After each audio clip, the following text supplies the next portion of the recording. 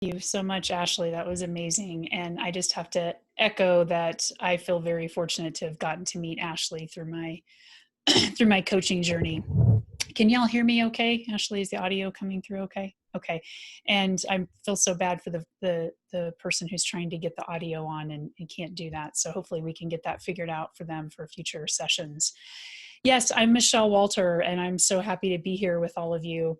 I have my office assistant, Winnie, my little dog, laying beside me, and you may hear her occasionally. She tends to sleep and snore or snort. So if you hear some weird noises, it's just my dog behind me. So I'm going to go ahead and share my screen.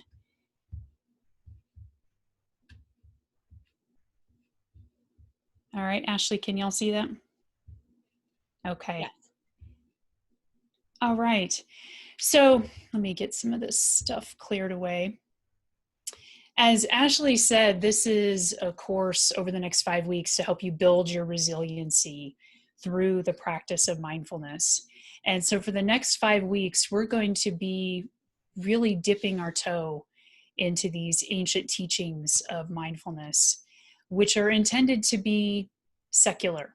So although they have their roots in Buddhist traditions, they're meant to be used for everyone from every walk of life. So before we get too far down that, there we go, down that hole, I just want to give you sort of a brief overview of the next 5 weeks.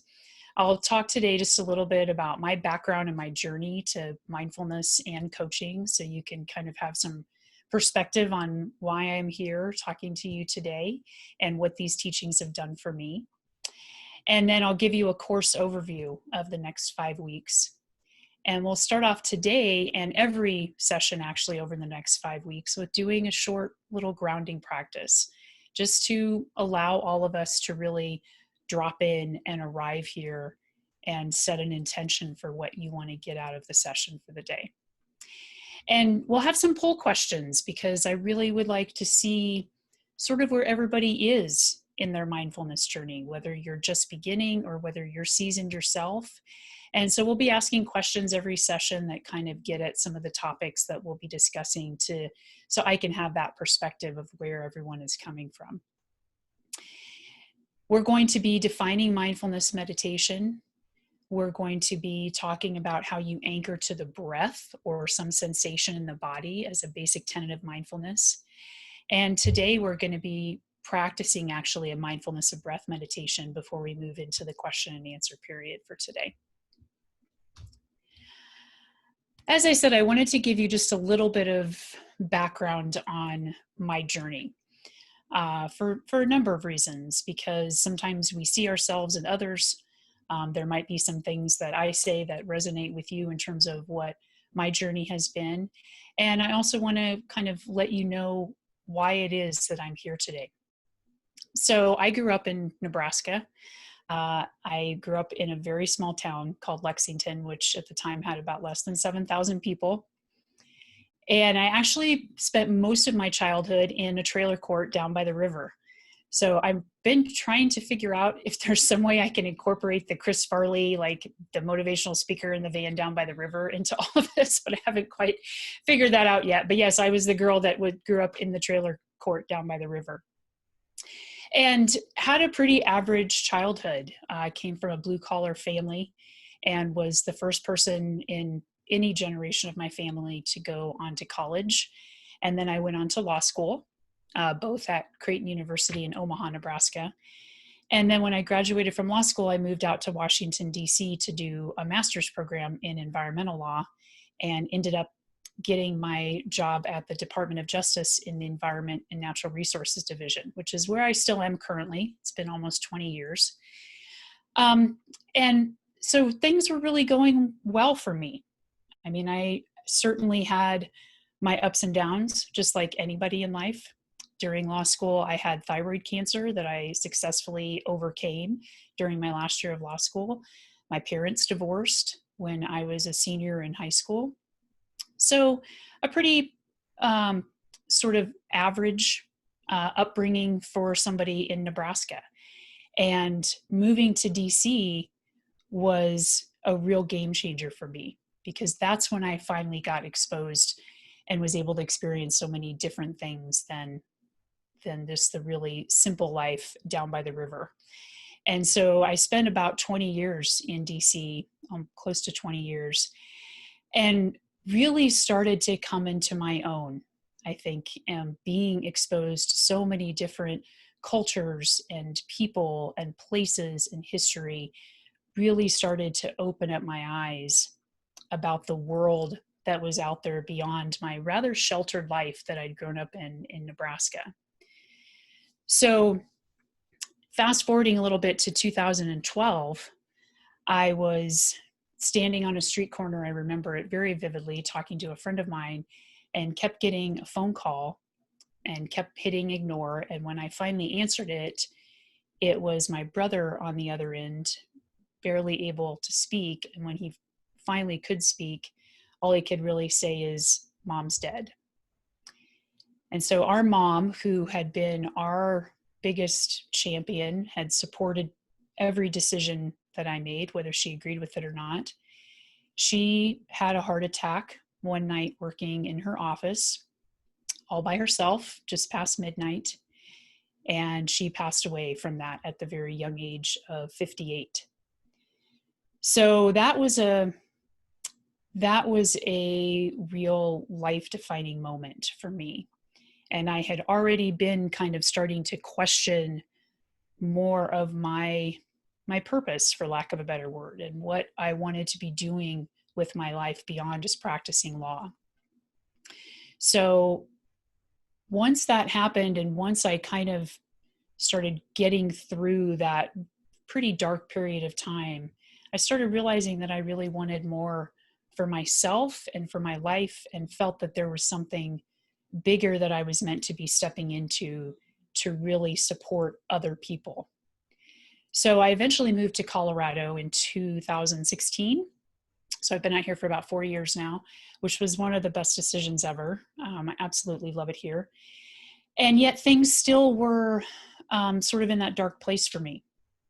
And there was one night a couple of years ago that I remember sitting in my closet, just having a breakdown and really going into some dark places where I started to not care if I woke up the next morning, that I didn't think it would really matter to anybody else if I woke up the next morning. And while I knew I would never actually take my own life, there was still those thoughts there, those very dark thoughts. And eventually, through some beautiful synchronicities, I met a couple of people very randomly who sort of told me about coaching and that they had been through a coaching program. One of them had also been through the mindfulness program that I'm in currently with Tara Brach and Jack Kornfield. And long story short, I ended up enrolling in this 2-year mindful meditation certification program with Tara Brach and Jack Kornfield, and that will finish up next February. And also enrolled in the coaching program through IPEC, as Ashley mentioned, which is where I met Ashley. And so the last year has really been sort of a big turnaround for me. And I feel so honored and truly blessed and fortunate to have gotten to experience these two programs that really come together beautifully, so that I can help share these teachings with other people, so that whatever struggles other people may be facing, that maybe some of these teachings can help support you and help build your resilience during those troubling times also. So that's sort of why I'm here standing before you today. And I also want to acknowledge the moment that we are all in collectively in this country. So 2020 has been, I don't think anybody could have really anticipated what this year would hold for us. We started out the year, of course, with the pandemic and COVID-19 really shutting down the country, calling on people to live their lives differently. We've seen, I think, over 190,000 deaths and over 6 million or 6.3 million people who've been diagnosed or at least reported cases of COVID. We have seen small businesses and other businesses had to shut their doors because they couldn't financially survive. Parents have had to learn how to navigate teaching their kids at home while also possibly working from home themselves. People have had to start to learn how to telework, and some people love it, some people don't. We've been asked through this pandemic to live our lives differently now, and what that looks like going forward remains to be seen. And then, of course, in May, we had the murder of George Floyd, and we have continued to have the killings of other Black Americans, Ahmaud Arbery, Breonna Taylor, and now we're most recently hearing about Daniel Prude in Rochester, New York. And this has sparked protests across the country and been another call to this racial awakening and racial awareness. And we've had government intervention in some cities where there have been protests. There have been peaceful protests and violent protests. There has been a coming together as a society so that we can start to try to raise our consciousness around these racial issues. And then, of course, especially here in Colorado, we've had wildfires. We have had scorching temperatures. We've had a 55-degree temperature swing where we had snow the other day. And we can't forget that in 2 months, we have a presidential election coming up at a time when the country seems really more divided than ever. So this is a lot. And I just want to take a moment to honor the fact that we have all been shouldering a lot in various different ways, and it's different for everybody. And I want to really acknowledge the fact that I'm standing here today as a white person in America who throughout her life has been advantaged by the fact that I am a white person in America, and that I cannot appreciate what your experience has been during your life, let alone this year. That none of us can fully appreciate what each other's experience is. And yet, we have all come here together today to share this space, to learn some things that can open our hearts and our minds, to help us build that resilience, to help us build compassion for ourselves and for others. And so I extend a couple of invitations to all of you to first, just to keep an open mind during the next 5 weeks. And as we'll talk about today and over the next couple of weeks, you may start to notice judgments, opinions that you have popping up about what you're learning, about me, about other people and questions they're asking. And I invite you to just notice when you're having judgments or opinions come up, and to keep an open mind. So that's the first invitation. And the second invitation is that I am an open book when it comes to feedback. And so if there's anything at all that I say or share that doesn't land for you, that is offensive, that you feel is inappropriate, or that is really causing you some discomfort, I truly, truly welcome you to share that with me, or if you're not comfortable sharing it with me, sharing it with Ashley and she can pass it along to me. Because I'm here to learn too, and I will be learning from all of you. And I really believe that together we can come into this space and really learn from each other and take these teachings into our lives in a way that can benefit not only us, but the people in the world around us. So I hope that this course sort of plants for you the seeds that it's meant to plant, and that it helps you learn to build that resilience so that you can face whatever challenges might be coming up for you. So thank you for letting me share that. And there we go. With that, let's sort of get down to the nuts and bolts. Just real briefly, and you've probably seen this in the course description that Ashley shared, this 5 weeks we're going to cover some real foundational topics for mindfulness. Today is the foundation, the introduction to mindfulness, dispelling some myths that people may have about mindfulness, and learning how we establish the anchor, which I'll talk about today, which is where we can sort of rest our awareness in our meditations. Next week, we'll cover mindfulness of the body, which is sort of just going a little bit deeper into that anchor that you can establish, as well as other sensations in the body. Because as we'll learn, being able to, as we say, come into the body, which may be a new phrase for some of you, but coming into the body is really our connection to the present moment. It's how we can really drop in moment by moment. And the third week will be mindfulness of emotions and working with the practice called RAIN, which I'll share with you what that acronym means later.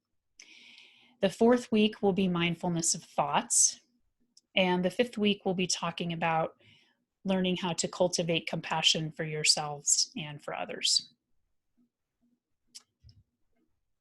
So as I mentioned, I kind of like to start out usually with a little bit of a grounding practice so that we can all kind of arrive here together, set an intention for what you'd like to get out of today. So if you can, just find a position that's comfortable for you. That might be sitting, or maybe you're lying down or standing up. But I'll give you just a moment to kind of come into a posture where you can be comfortable for the next few minutes, but not too relaxed. We want to invite a little alertness to the body so that we don't get too sleepy, because I know we're all tired. And then we'll do our grounding practice.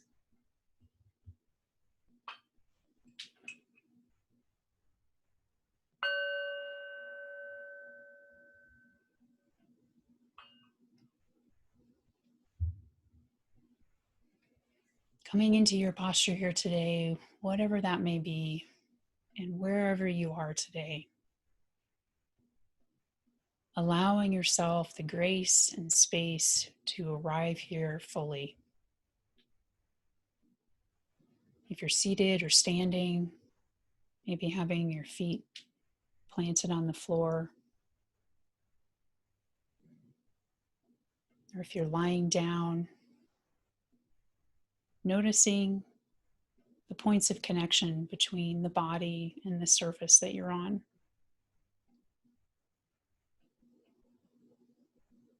Knowing and trusting that that surface is fully supporting you. Allowing the body, wherever it can, to slowly relax and be supported by that surface.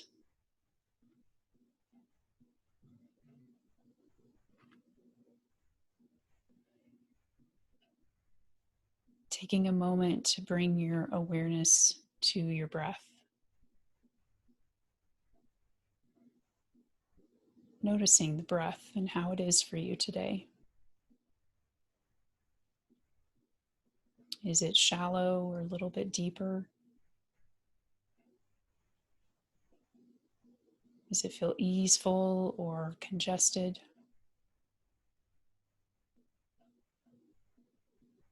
Letting the breath be however it wants to be right now.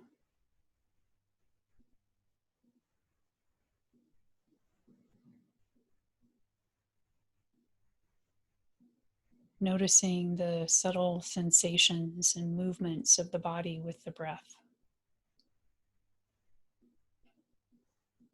Maybe noticing the gentle rise and fall of the chest or abdomen. Maybe the shoulders rise and fall.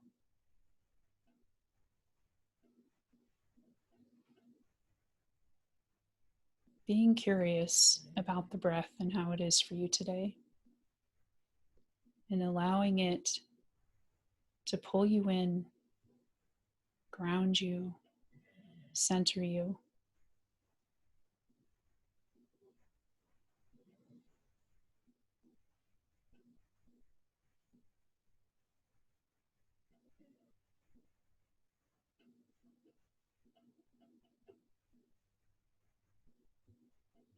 Now following the flow of the breath on the inhale as it passes through the nose, down through the throat and into the chest and abdomen.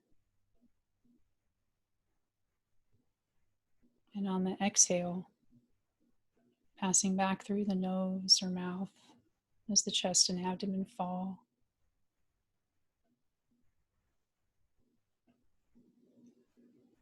Imagining this breath on the inhale reaching all the way down through the body, through the torso, down through the hips and legs, all the way down through the feet into the surface where you are, connecting you even deeper to that support beneath you.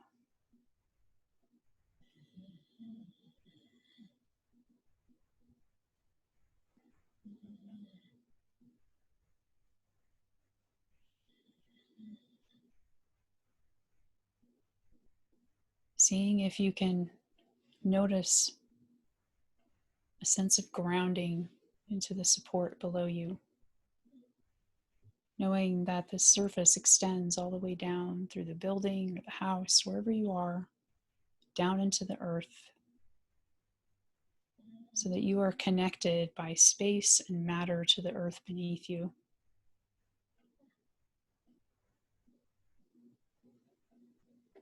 You are fully supported and grounded.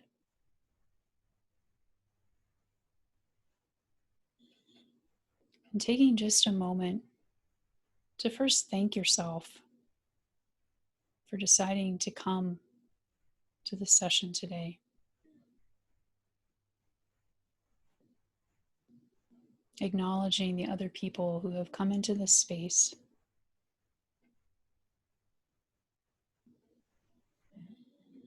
And setting an intention for yourself for today's session. Whether that intention is just to remain focused without distractions, or to open your mind and heart further. Whatever an intention might be, just plant a seed for an intention that you'd like to set for today's session.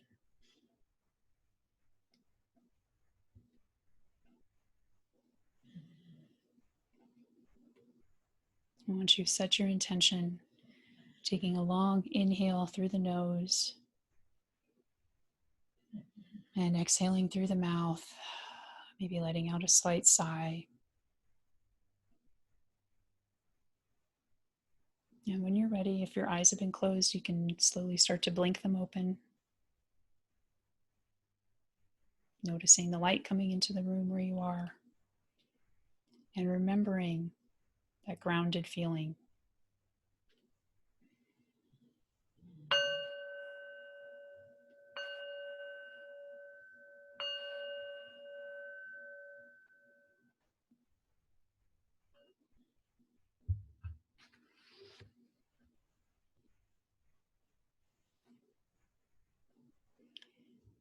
Before we move into the rest of the session today, as I mentioned, we wanted to ask a couple of questions so we can kind of get a sense of where everybody is in their practice today. So the first question is, how many days a week do you currently practice some form of meditation, whatever you consider to be meditation? So go ahead and pop your answers into the poll questions. We'll give you a few moments to do that.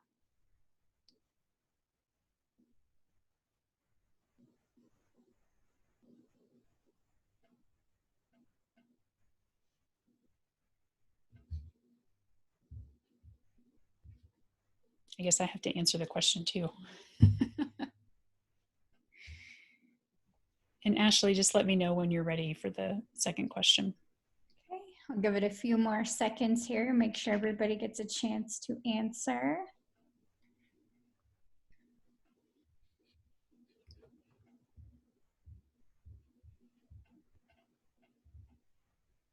So poll questions, yeah, we had a question about that. It should come up as a pop-up box right in your Zoom screen.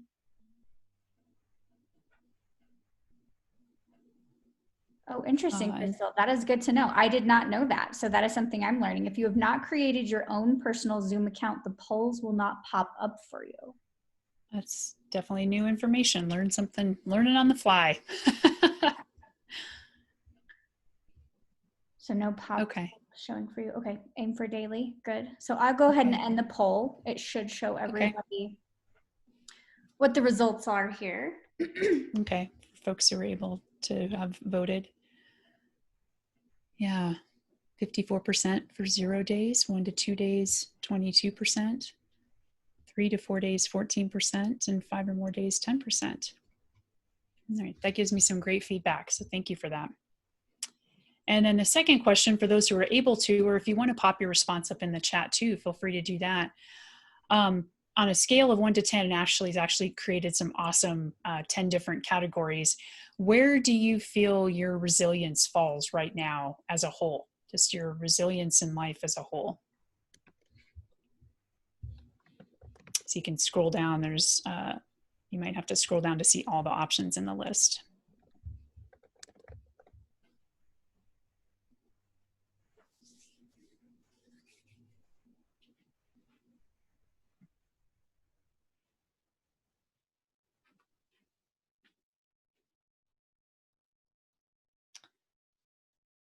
Someone's saying they're just on the web app. Yeah, I'm not sure how that works either. Those are issues we'll look into. So thanks for mentioning that.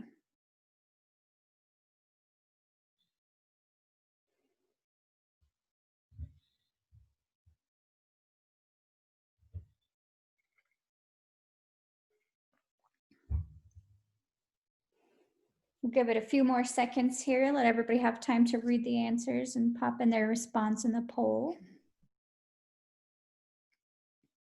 I see one response. Middle would be where I would rate myself. Life has just been challenging in general for the last 6 months. Yes, totally understandable. And thank you for sharing that. It has certainly been challenging in different ways for different people.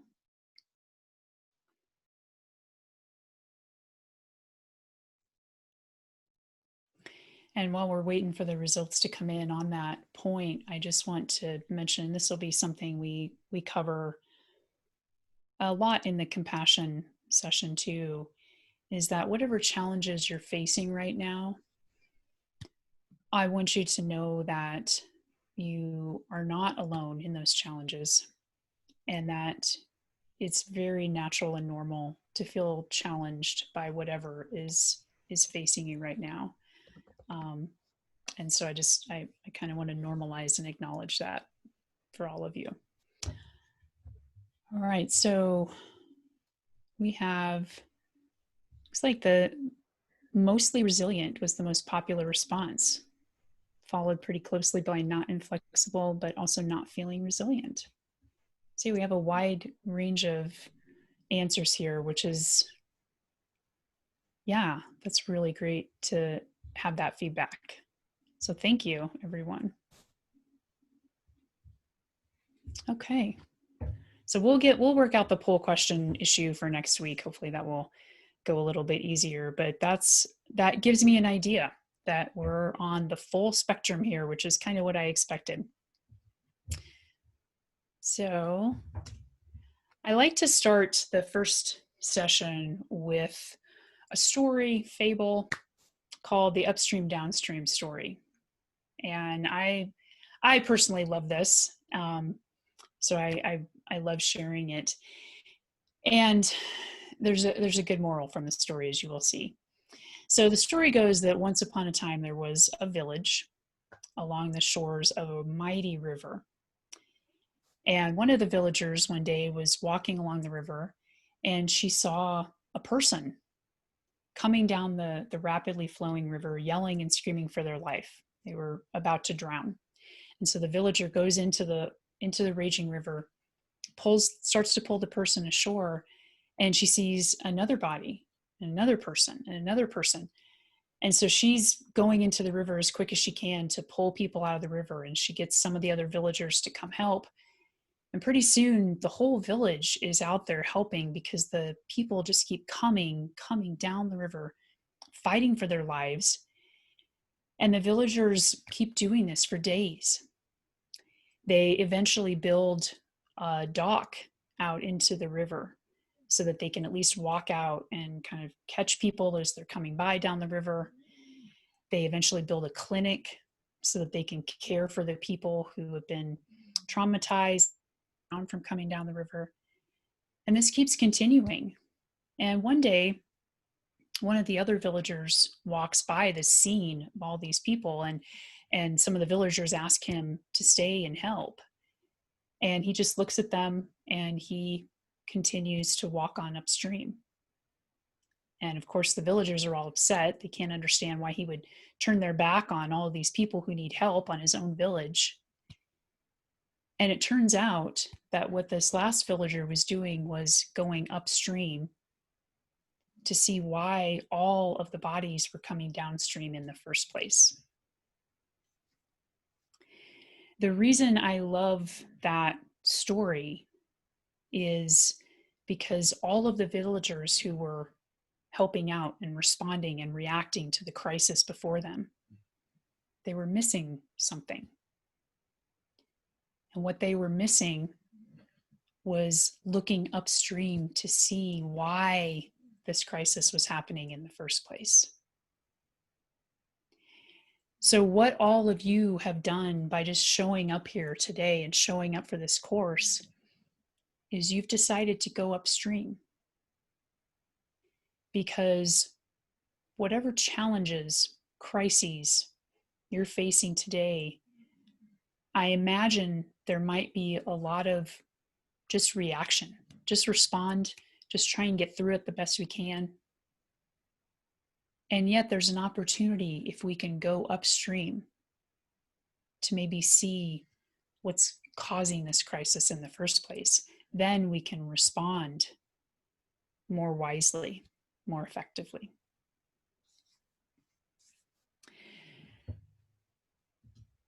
You will see me periodically reaching over to mess with my phone. I'm not checking messages. There are parts of this that I have to record to submit to my meditation program for proof that I've done this and that I'm not teaching you something crazy.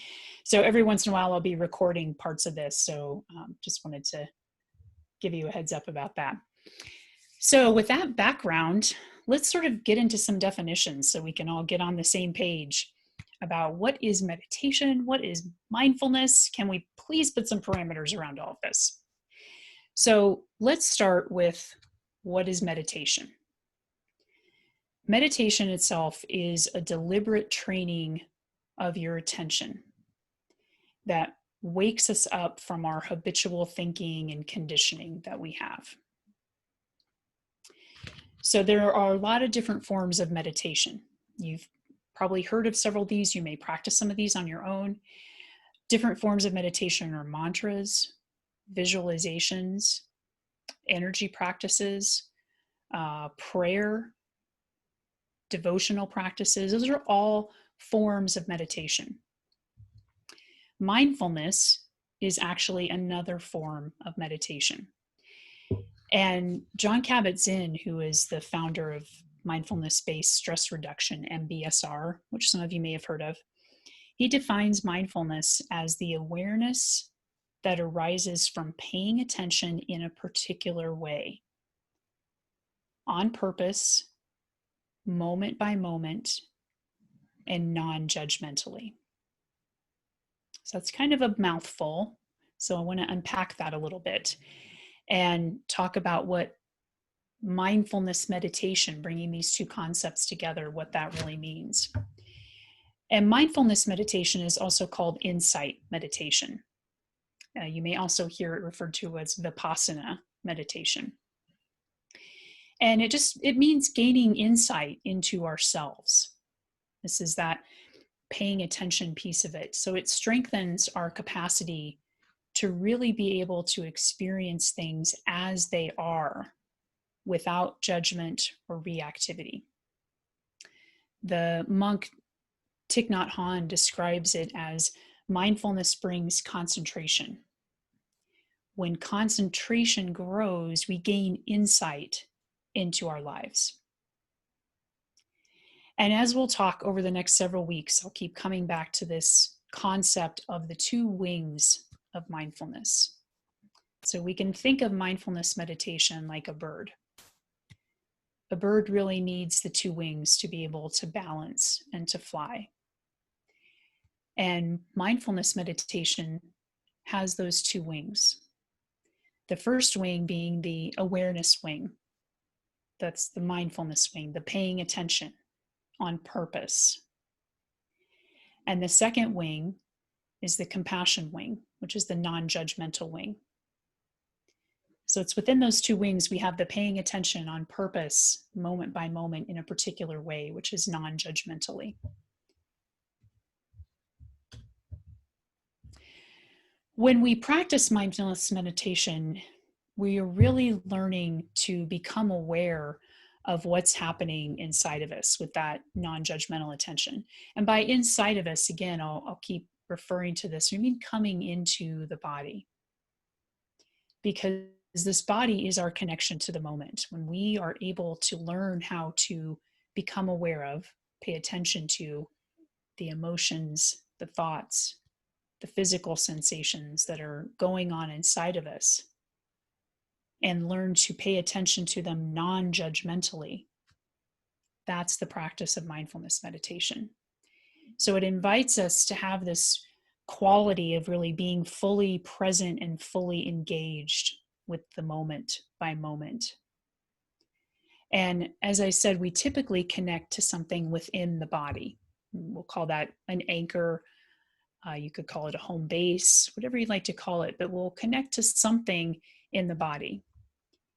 And that something is usually the breath, which we'll talk about shortly.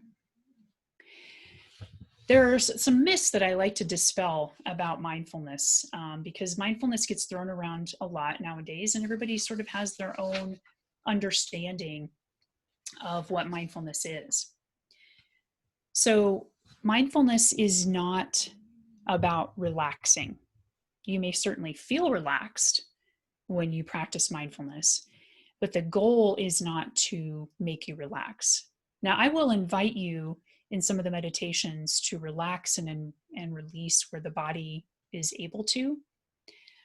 But oftentimes people won't feel relaxed during mindfulness meditation, and that's okay. Mindfulness also is not a quick fix. It's not a technique. It's something that really becomes a way of life. And some people often think that I'm going to start meditating, my life will just be better. And that's not entirely true, because as human beings, we are going to experience an ebb and flow of a lot of different emotions, thoughts, experiences. And what mindfulness teaches us to do is, again, to pay attention on purpose without judgment. And then we can choose to respond more wisely to what's in front of us. And mindfulness also is not a religion. I mentioned this at the top, that this is really a secular practice that's designed to be for anyone and everyone. So although it has roots in Buddhist traditions, the way I have learned and the way I will teach is from that secular point of view. And also recognizing there are some beautiful spiritual teachings that may help sometimes to deepen your understanding. There are some myths too about what somebody should experience when they are, my dog is snoring, when they are meditating. Some people, I get the reaction a lot, especially because I work with a lot of lawyers. I get the reaction a lot that I can't stop my mind from thinking. My head's too busy. I can't sit still. I'm too fidgety. I just can't sit there. Mindfulness is not about clearing your head of thoughts. And we'll talk more about that in the mindfulness of thought session. It's not about wiping the slate clean and clearing your mind of thoughts, because your brain is designed to think. And so we really don't want it to stop doing that. What we're trying to do with mindfulness meditation is just pay attention. Again, notice the thoughts and not judge them. And if you have trouble sitting still, or you're uncomfortable, or something's aching or pinching, again, we'll work with how to relate to that physical sensation a little bit differently. Working with maybe how long can you tolerate being slightly uncomfortable, and then mindfully adjusting your posture. Some people also have visions of meditating in a cave, or you have to wear a robe or light a candle. All of those things are awesome. If you want to do those, by all means. It's not required for mindfulness meditation whatsoever. You can meditate in your car, in your closet, in your sweatpants. You can practice mindfulness anywhere. And mindfulness also, as we'll talk more about, I think, in the emotions and compassion sessions, it does not make you weak. It's not going to make you lose your edge. In fact, it's quite the opposite. And we'll talk about some studies later on that show that mindfulness actually builds resilience. It helps you build that edge too. And again, as I mentioned, some people think that if I meditate, that's going to fix everything and I'm going to be happy and zen all the time. And I hate to break it to you, but that will not be the case. I use traffic as my example, my sort of bellwether for how if I'm practicing mindfulness consistently and sort of how I'm doing, because I notice that mindfulness has actually helped me become less reactive in traffic. I honk at a lot fewer people and I use the middle finger a lot less frequently. Sometimes I still do it though, because we're human and we're not perfect. And yet I know when I do it. Now I'm more aware of it. And as we'll talk about, mindfulness practice can be formal or informal.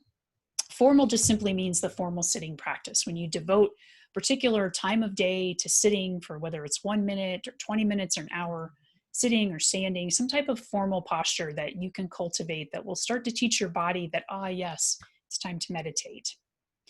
And then the informal practice is really how you use mindfulness throughout your day, how you are mindful when you're doing the dishes or driving or talking to someone.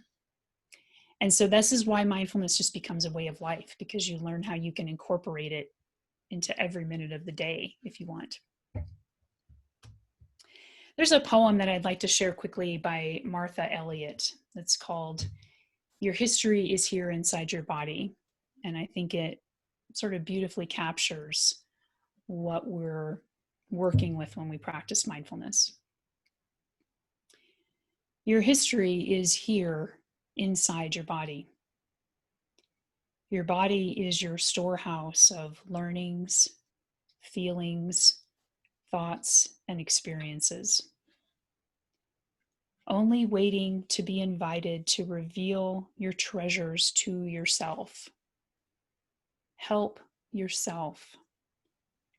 As you let the learning emerge and take shape, you can appreciate the wisdom of the body.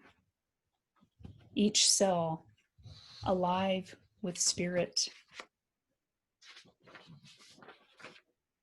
emotion, and intelligence, ready to help you at any moment, always with you and for you. I think that poem is helpful because when we're talking about coming into the present moment with mindfulness, we're talking about coming into the body, as I've said. The body really is the link to the present moment. And it's a reminder that everything is always changing, always temporary, always flowing. There are 3 basic elements of mindfulness. I'd like to try and keep it simple before we dive down a little bit deeper, so you can always come back to these 3 elements as a reminder. If at any time you start to feel like I'm doing it wrong, there's no wrong way to practice mindfulness. If you are thinking that I'm doing it wrong, congratulations, you're aware of what's going on.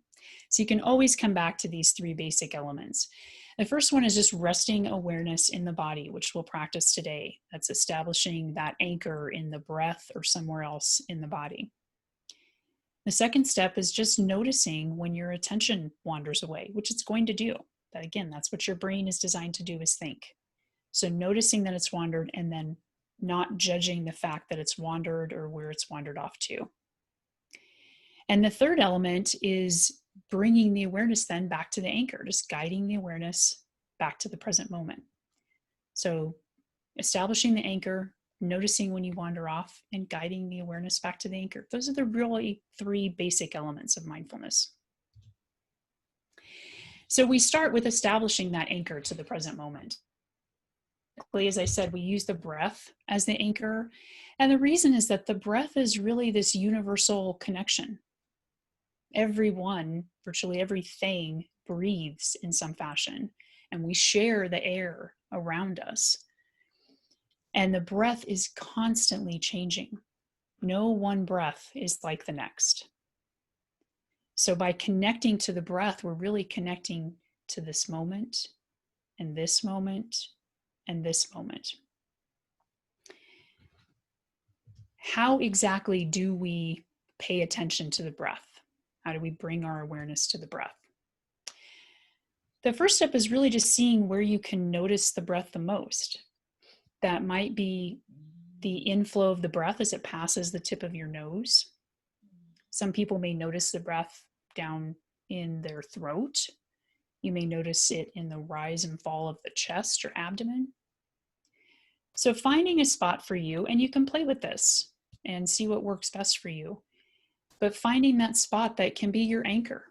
It can pull you back into the present moment, keep you rooted in your awareness there. And there's no need to control the breath. We don't have to try to inhale really deeply for a specific count and exhale for a specific count. There are wonderful breath practices where you can do that. But for mindfulness, it's just letting the breath be however it wants to be and finding the spot where you can notice it the most. And that's really how we end up then connecting, is by resting that awareness in the breath and connecting to how it changes moment by moment with some kind attention and curiosity, and again, non-judgment. What may help sometimes to establish that connection is you may want to, especially when you're starting out, whisper to yourself, in, out, in, out. Some people even count the breath for maybe a count of 4, or excuse me, start by counting in is 1, out 2, 3, 4, up to maybe a count of 10. You don't have to go all the way to 100 and then just start the counting over again. But some sort of mental note that will help you connect into the breath. And then as you start to practice this, you can play with it a little bit and maybe notice the pause at the bottom of the inhale before you exhale, and sort of the pause at the top of the exhale before you inhale again. You can really get curious about how your breath shows up for you every day and how it's different from one day and one moment to the next.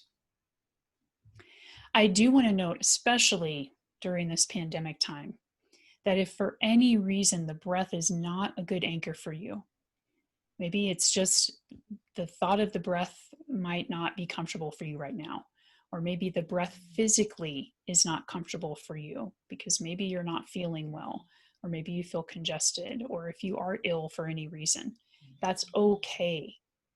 You can use other anchors.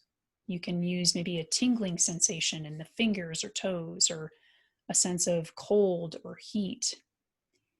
And you can also anchor to a sound. If you hear a fan, or maybe just a humming, or even a bird.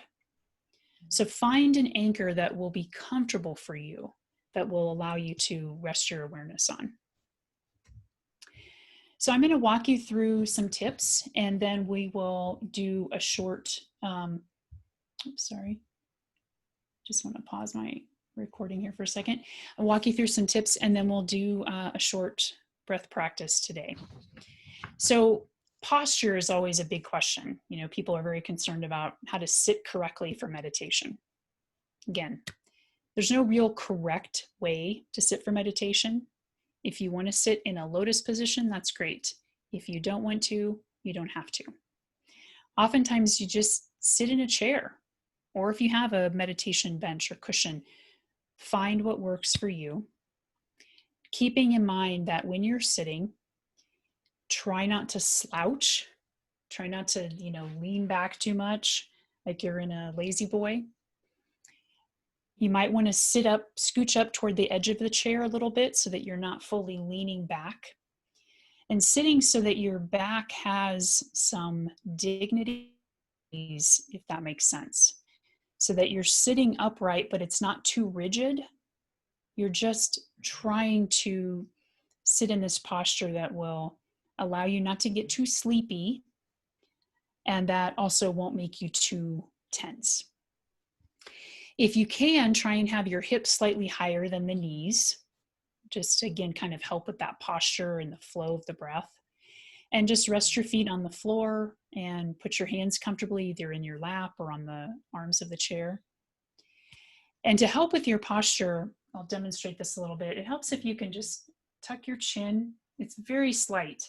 So some people may try and meditate with the chin up. You can just bring your chin down and just tuck it ever so slightly. That brings more of a natural curve to the neck, if that's comfortable for you. You can also lie down, and we'll, I think, practice a body scan in the next session. We'll be lying down. So if you are lying down, it may help to put a pillow under your knees to support your lower back. You can also put a pillow, by the way, when you're sitting. If it helps to put a little pillow in the small of your back to help with the posture, please do that too. But when you're lying down, you can put a little pillow under your knees to help support your back, or bend your knees so that your feet are flat. You can also do what we call astronaut position, which I won't demonstrate. But if you can imagine, like maybe here's a chair, and if you're lying on the floor, you put your legs up on the chair so they're at 90-degree angles. That's actually good support for your back too. And because you can get kind of tired when you're lying down, if you notice that you're getting sleepy, which is completely fine, we're all sleepy. You'll fall asleep when you meditate. It's okay. No judgment. So if you notice yourself getting sleepy, you can, if you imagine I'm laying on the floor, you can kind of put your arms at 90-degree angle so your hands are up in the air. And that way, if you start to fall asleep, your hand will just gently tap you on the face and wake you up. So those are the posture tips. And now we can really practice. So go ahead, I'm going to start the recording too, but go ahead and find a posture that you want to try and play with today, whether that's sitting in the chair, lying down. You can also stand. I didn't cover that, but if you stand, you can have just a real gentle bend in the knees so your knees aren't locked. And just, again, finding some dignity and ease in your standing posture, maybe letting your hands rest at your side or even putting your hands, clasp them in front of you. So try something today and see what works for you.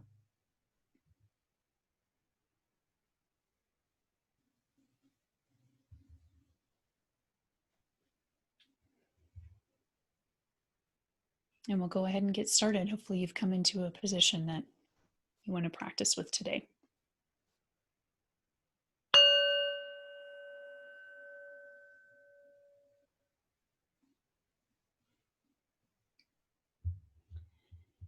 As you're settling into your posture, closing down your eyes if that's comfortable for you, or just casting a soft gaze downward.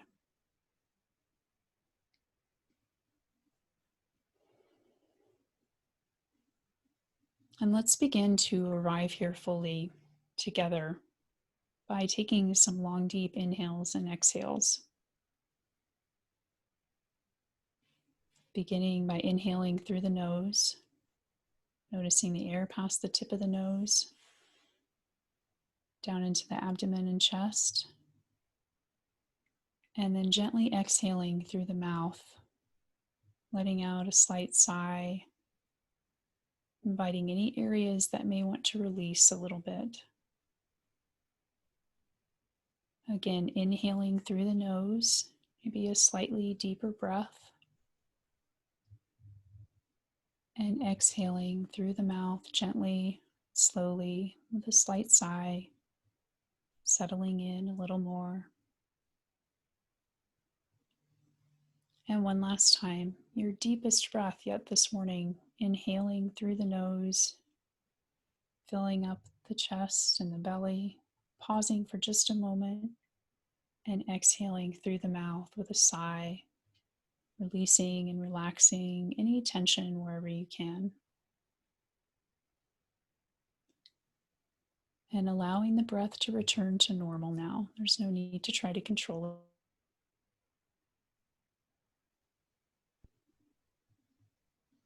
it. Checking in with your posture, sitting with some dignity and ease. If it helps to put a small pillow behind the small of your back, and if you're lying down, maybe putting a pillow under the knees or putting your feet up on a chair.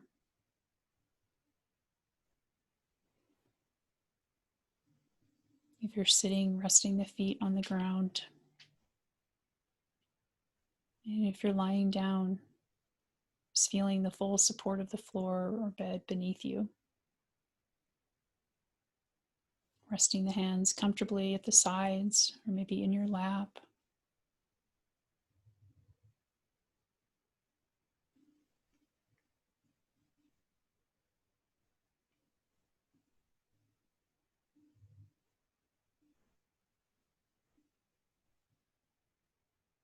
And bringing the awareness into the body now. We'll briefly scan the body to allow us to notice how we're feeling today. Beginning with the top of the head and scanning gently and slowly all the way down to the bottoms of the toes. Inviting any areas that want to soften and release just a bit. And any area that may be holding tension, that's okay. There's no need to force it to relax. Noticing it and continuing to scan the awareness down through the body.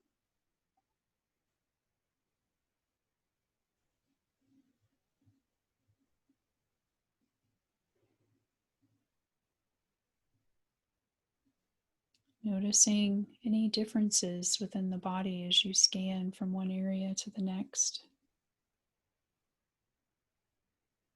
Different sensations, warmth or cold, tingling, tension, or just spaciousness, emptiness.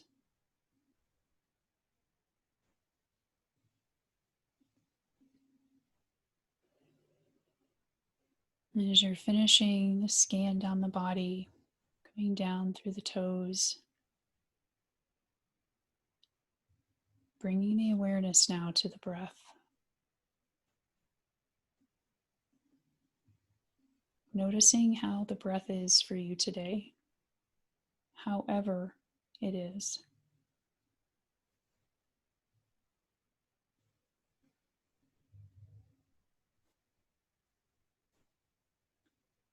And seeing where you can notice the breath the most.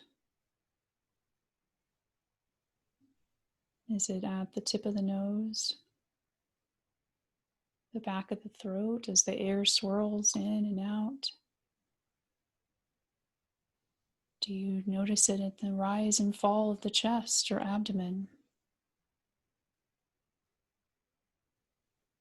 Taking a moment to establish the anchor to the breath wherever you can sense the breath the most.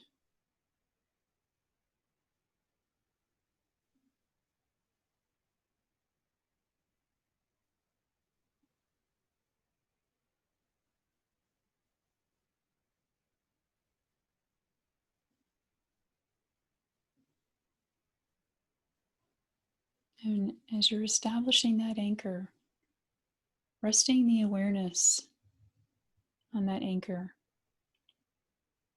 This anchor is where you can return your awareness when you notice that your mind is drifted. And whether you have to do that one time or 100 times during a meditation, it doesn't matter. Because as soon as you've noticed that your mind has wandered, that's the victory, because you have noticed. So when your mind wanders away from the anchor, notice when it's wandered and judgment. about the fact that it's wandered or where it's wandered to, gently guiding the awareness back to the anchor.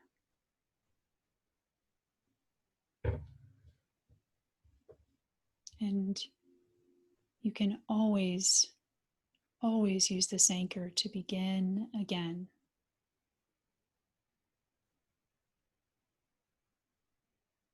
This anchor is there for you to return to time and time again.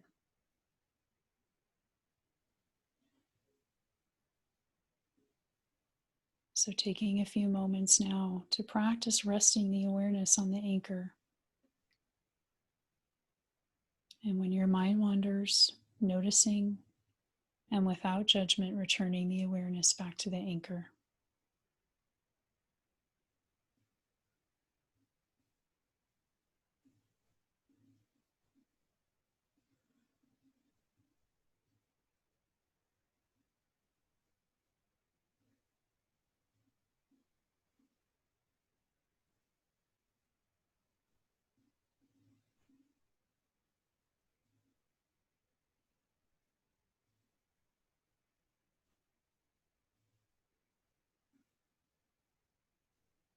Noticing if the mind has wandered.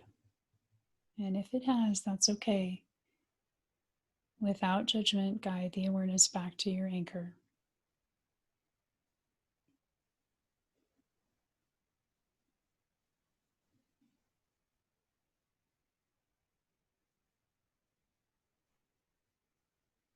If you're noticing any sensations coming up that are calling your attention, maybe you notice an itch or something that wants you to shift your posture, that's okay. You can bring your awareness to that sensation, seeing how long you can stay with that sensation. And if you need to make an adjustment, doing so slowly and mindfully, and then bringing the awareness back to the anchor.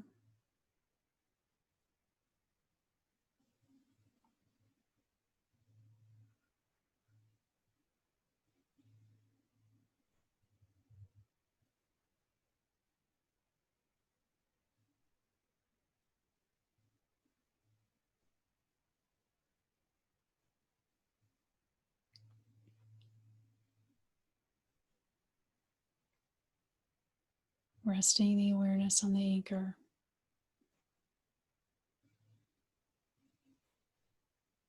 Noticing how the breath wants to breathe all on its own, almost as if the breath is breathing the body.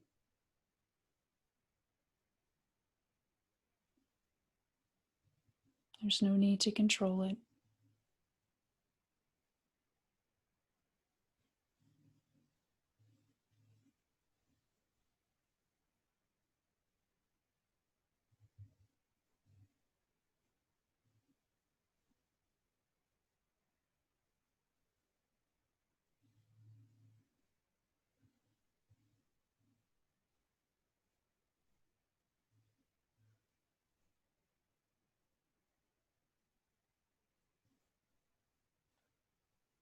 Where is your awareness now? If it's wandered off, that's okay. Gently guide it back to your anchor.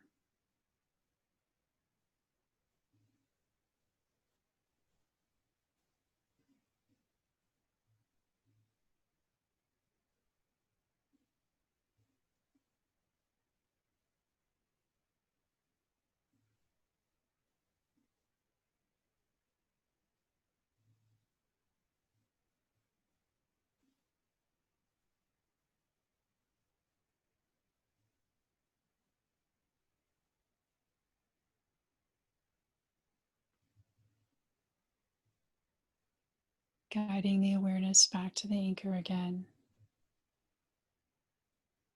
And now maybe lengthening the inhale and exhale just a bit, starting to bring the awareness fully back into the body.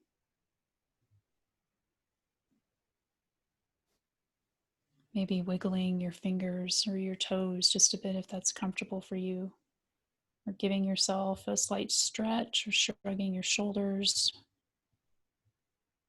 coming fully back into presence where you are. And when you're ready, you can gently begin to blink your eyes open, noticing the light, the sounds, and the temperature in the room.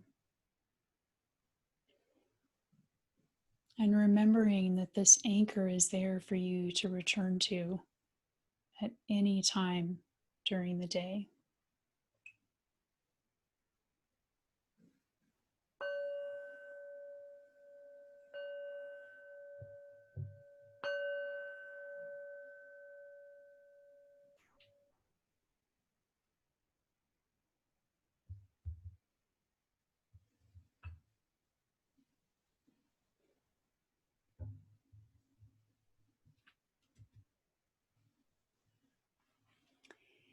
If you have any experiences, reflections, comments on that meditation that you'd like to share, I'd love for you to pop them in the chat.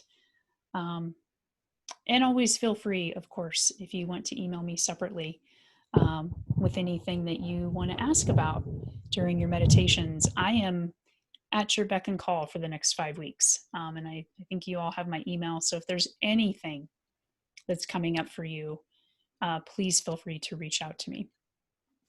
So we want to move into the question and answer period now, and I'm going to ask for Ashley's help with this to see if there have been any questions that are coming up, or again, if you want to come on to video or even just audio, if you don't want to come onto the video and ask a question or share a comment or feedback, I'd love to hear that. Yeah, Michelle, thank you for walking us through that. I did get one question throughout when they were talking about the anchor. And is it okay to use your heartbeat as an anchor? Yes, love that question. And absolutely.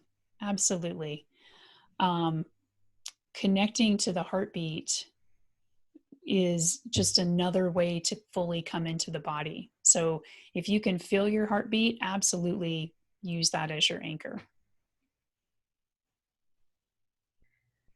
And then I know one of the other questions is about how do I make time for this? So I think it's kind of two-part. How do I make time to do this in general? But then also when I'm at work and there's some other stuff going on and I can't maybe lay on the floor or any of that, but I really want to get some time in between, like how do I really start to not make myself, but I guess create a habit to do it? Yeah, great question. And sorry, I'll repeat that because I just realized my recording isn't hearing it because of my headphones. So I'll repeat the question. So it's really, how do you make time to practice mindfulness? And I think there are two parts to that, going back to what I said earlier about establishing mindfulness as a way of life. And so making time for the formal piece is probably one question. And then maybe finding time or noticing how to find time for the informal practice. So on the formal piece of it, how do you set aside time, find the time in whatever is going on for you in your world to actually sit down and meditate? And so I'll pose a couple of questions for this. The first one is, what do you think would work best for you in terms of time of day? Would the morning be better, afternoon, evening? So first, thinking about or playing around with a time of day that may work better for you. Maybe it's before everybody else gets up in the house. Maybe it's when everybody else has gone to bed in the evening. So first of all, finding the time of day that might work best for you. And then second of all, what length of time will most encourage you to want to come and sit for meditation? Because maybe starting out with 20 minutes is not going to be really appealing to you at first, which is completely normal. I often recommend to people to work your way up with your meditation length. And so one tool that I have shared with people is to maybe start meditating for the amount of time that it is for whatever calendar day it is. Or if you just want to start with 1 minute. So for example, if you were to, I know we're about a week and a half into the month. But maybe starting with 10 minutes since it's the 10th, and then tomorrow adding another minute for the 11. Or you can just start at 1. And if you need to stay at 1 for a while, that's okay. So meditation is about whatever is going to allow you to want to come into the space. So establishing a consistent time, establishing a way that you can gradually increase your meditation time to what works well for you. And third, what space is going to be comfortable for you to meditate in. And for some people that might not be feasible. You might not have a special room or corner in your house, and that's okay too. So if you need to lock yourself in the closet, if you want to sit in the easy boy, lazy boy, whatever, the recliner in front of the television with the television off, but in the living room, whatever space you can find to work for you. Again, you don't have to have a special room or a special corner. It's great if you do, if that sort of can be your space where you can come to meditate. But in today's world, especially now in COVID, where kids are home, other people in the house are home, whatever space you can find that works for you will work. So that's sort of the formal piece of it, just carving out the time. And on the days when you're really busy, if you've gotten up to 10 or 15 or 20 minutes of meditation, but you just don't have time on a particular day, first of all, don't judge yourself for that. And second of all, just do what you can do. Because if you can just even do a minute that day, then that's better than not having done anything at all.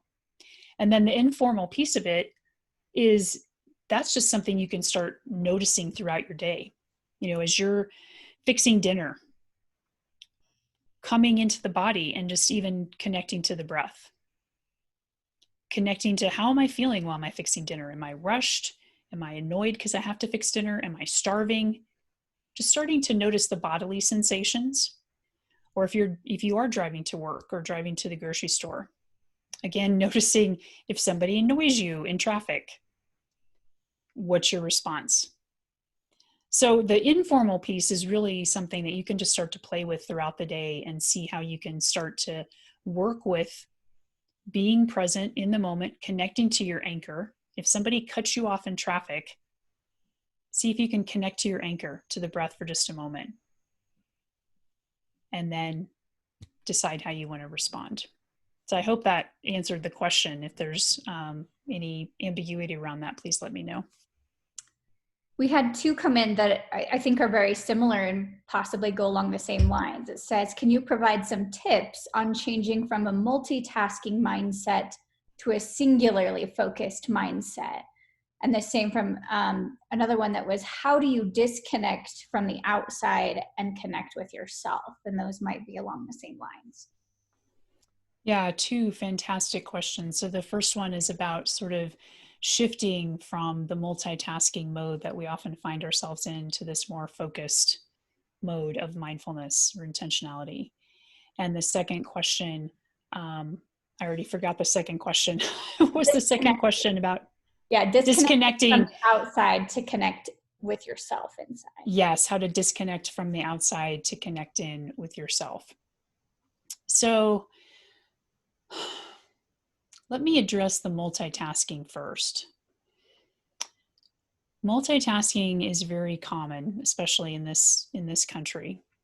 And in my experience, we often pride ourselves on being multitaskers. And when we really think about multitasking, it means that our attention is divided, theoretically, between multiple things all at once. So we're listening to a webinar, we're checking our email, we're watching TV, we're cooking dinner, we're talking to the kids, or we're on a conference call. We think that we're doing a lot of things at once. And while we may be physically doing a lot of things at once, we have essentially compartmentalized our attention. We've fractured our attention is maybe a better word for it. Because when we're multitasking, we're not fully paying attention 100% to one thing at a time. And when we think about multitasking, my experience is it actually makes us less efficient. And just think about it. If you, I'm trying to think of a metaphor, and one's not coming to mind, but if you're trying to accomplish 4 different things, and each of those 4 things has 25% of your attention at the time, how effective do you think you're actually being with any one of those things when you only have 25% of your attention on it? Whereas if you can put 100% of your attention on one thing, recognizing those other 3 things are tapping on your shoulder that need to be done, focusing 100% of your attention on the one thing, how much more quickly and efficiently and effectively do you think that one thing will end up being done? So it ends up being quality over quantity. And that comes back to the mindfulness, because we cannot pay attention to 4 different moments all at once. We can only ever pay attention to the one moment that's right here. And then it's gone, and the next moment's right here. And it's just moment by moment by moment paying attention. And so learning how to train ourselves, and that's really what mindfulness is. I want to emphasize that it's a practice. So you wouldn't go to the gym and lift up a 50-pound barbell if you haven't been to the gym in a few months, or if you haven't been working out. You might pick up a 2-pounder and just start to practice. And meditation and talking about training our brain, training our awareness is no different. So you want to start to learn how to bring the awareness fully into the moment. So if that means you can only do that for 1 minute at a time, that's great. Do it for 1 minute. And then maybe tomorrow you practice 2 minutes, not multitasking, and just focusing on the one thing. Because we have gotten so distracted, and this might start getting into the second question about disconnecting from the outside world. We have gotten so distracted in today's society. We pull up to a stoplight and we feel like we have to check our phone while we're waiting for the light to turn green. We feel like we have to constantly be on. And that's not sustainable. So if we can allow ourselves to just start to plant the seed and practice training that mindfulness muscle, and think of it that way, it really is training, because the more you practice, the more you lift weights in the gym, the stronger you get, the more weight you can lift. In other words, the more time you can start to practice mindfulness, and the more you will start to realize that you don't have to multitask, that you can focus on one thing at a time. And so the second part of that, or the second question about disconnecting from the outside world to really come into the body and into the present moment. I want to ask, kind of plant a question for folks to consider on that point is, what are you finding so appealing? What are you getting out of being engaged with that outside distraction? In my experience, I have answered that question by realizing that there's something I'm trying to avoid by being so willing to engage in that distraction. And that's something that I may be trying to avoid could be a discomfort, an emotion that I don't want to deal with today. I'd rather be distracted. It could even be boredom. There's something that I'm trying to avoid, which is actually a call to come into the present in the mindfulness. So in those moments when you're feeling particularly distracted and wanting to be all over the place, wanting to multitask, wanting to be on Facebook, checking email, whatever it is, how do we unplug from that and come into the present moment?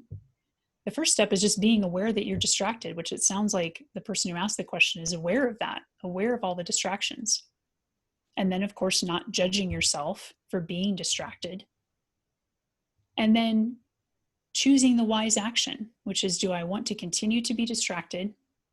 Or do I want to put the phone or the TV or whatever it is, the spreadsheets, do I want to put them down for a little while and start to train my mindfulness muscle?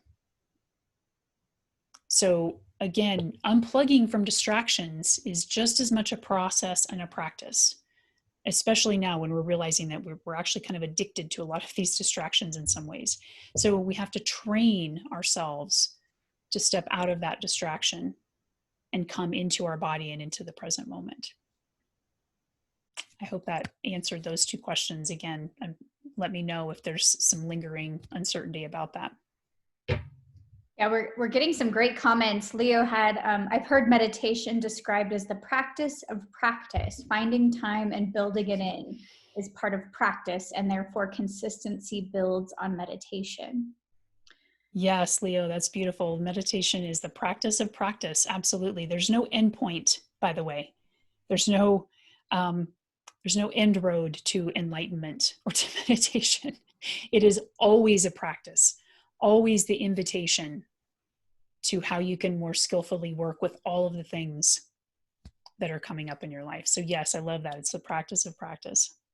A lot of comments about just multitasking and how it's making everyone crazy. We're in the point where we're running like 4 WebEx meetings at the same time, where I have homework that's due, so like all on the same day. And even we're not procrastinators, but it's just really tough to get through that. A few things when you were asking questions about what is it that really helps you make that connection, and a couple. We've got my level of comfort with silence helps me gauge on how well I'm addressing my emotions or thoughts. Enjoying the peace and calmness that brings me a refreshed feeling after only 5 minutes. We did get a question about, is it important to come out of the meditation, or can it be just as effective to fall asleep for the night after the meditation if you just go to that next step?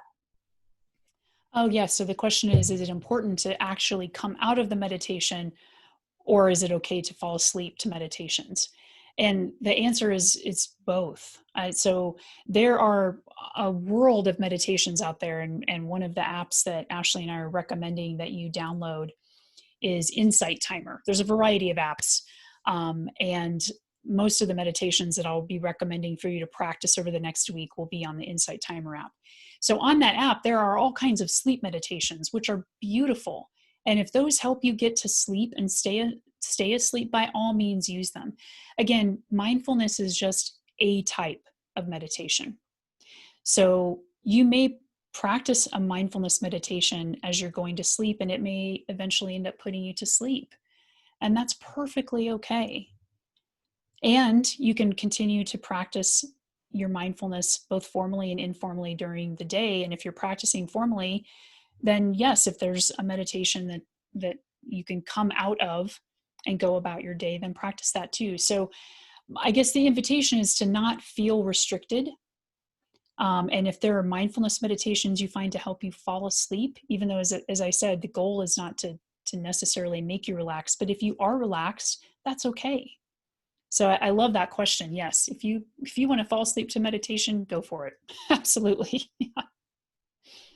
So a few questions about the slides. I did pop them in the chat, but it is a big file, so it may take a while to download. I will put it in a format that's easily accessible and make sure that I send that out as well.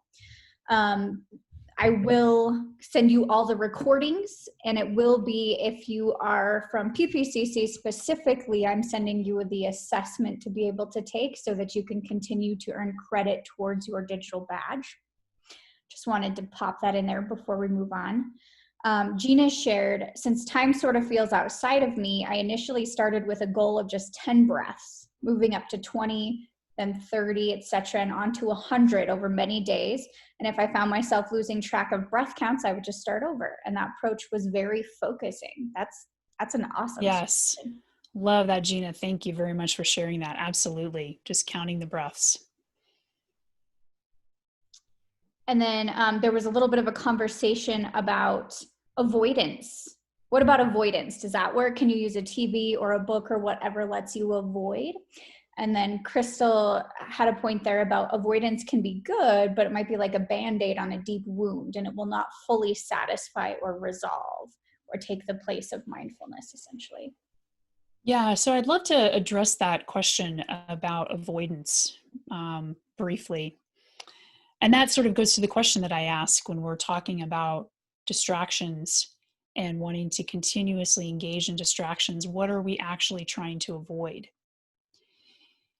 And the seed that I will plant for you is that, and we'll go into this a little bit more next week when we talk about more mindfulness of the body.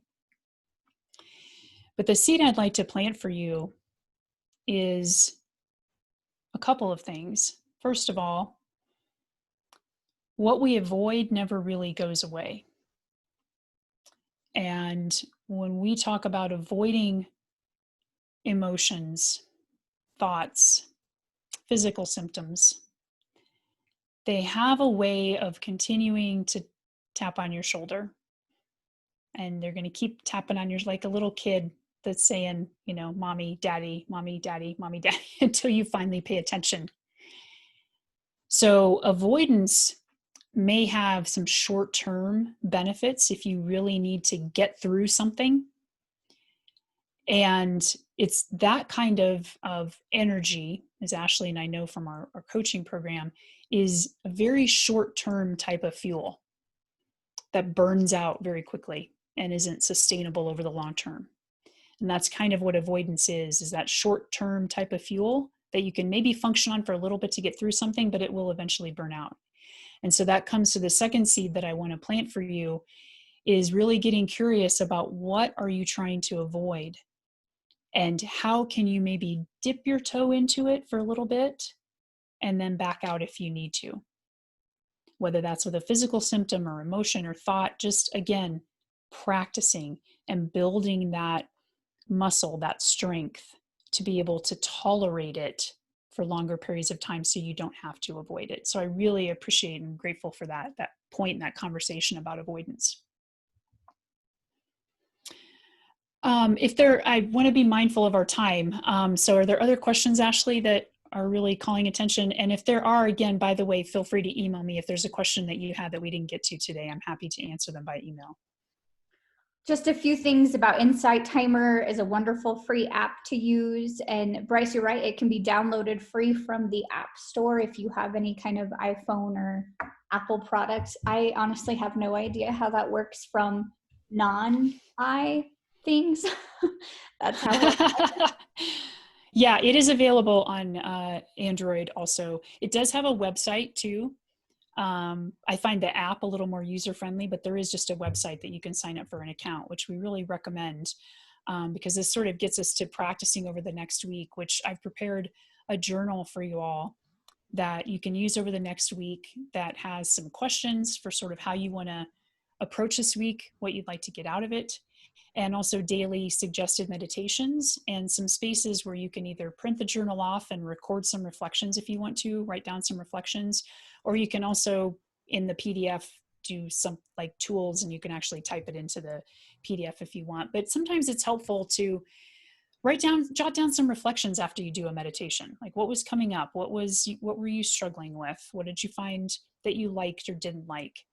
And kind of seeing how that progresses over the week. So Ashley will give you, if she hasn't already, the link for that journal. And on that journal, a lot of the links are to meditations that are in the Insight Timer app. They should still open for you even if you don't have an account. But sometimes the app is just nicer to have because then you can search for the name and title of the meditation in the app. If you're just going to click on it, it will open it up in the website. If that makes sense. Yeah, I threw the journal into the chat for download, but I will also make it available after this when I send out the recording and all of the other materials. So, but it is there if you want to download the journal. Okay. Yeah, if we have just a moment, there's actually a poem I'd like to share with all of you to kind of wrap up today's session, unless there's some other questions that are really jumping out at you, Ashley. No big questions, but feel free after the poem when everybody leaves, if there's anybody who wants to stick around to ask a few extra questions Absolutely. or share any experiences, Michelle and I will be here. Yep, I'll have time. I will stick around for sure. There's a poem that I like to close out with. It's one of my favorites. And I think it just really beautifully extends the invitation to come into a mindfulness practice. It's called The Peace of Wild Things by Wendell Berry. When despair for the world grows in me, and I wake in the night at the least sound and fear of what my life and my children's lives may be, I go and lie down where the wood drake rests in his beauty on the water and the great heron feeds. I come into the peace of wild things who do not tax their lives with forethought of grief. I come into the presence of still water, and I feel above me the day-blind stars waiting with their light. For a time, I rest in the grace of the world and am free. So with that, I really want to thank all of you, and I'm so excited for the next few weeks. Again, I'll just repeat one more time. Please feel free to reach out to me by email with any questions or feedback, concerns, whatever it might be, and I'm happy to respond. But yeah, we'll stick around if there's anybody who has anything else. And Ashley, thank you so much for all your amazing help and effort. And I really want to applaud Ashley for setting this up and taking the initiative to give you all a credentialing process to do this, and all of the effort that Ashley has taken in setting up this course and coordinating it. I really appreciate her. Great, thank you. So yeah, feel free, anyone, if you're sticking around, you can turn your camera on. I will turn recording off, so if you want to share some stuff.